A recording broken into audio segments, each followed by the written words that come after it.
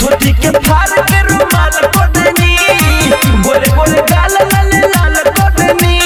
चलो तू पलंग धली हयलंग छूट जाई सब बनल साया आवे बलमुआ सोने खेल तीर खाया आवे बलमुआ सोने खेल तीर खाया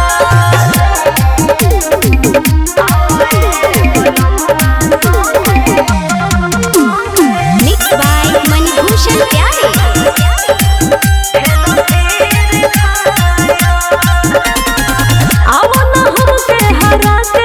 आगे जवानी में लगा के देखावा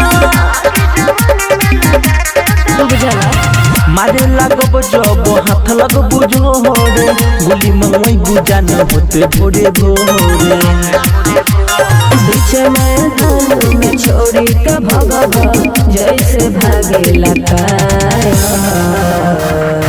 आवे बलमुआ सोने खेल तीर खाया आवे बलमुआ सोने खेल तीर खाया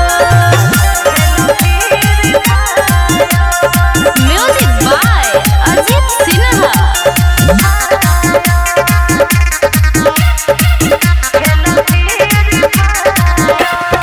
बम के आगे तोहर बोले होए फेल हो मने भूषण प्यारे ऐसन होवे खेल हो सब बतवले बा खेल के जवाला हो देह छोड़ाई पानी करो नहाला कहनी सोची खबर जाई छपी जनी तो कान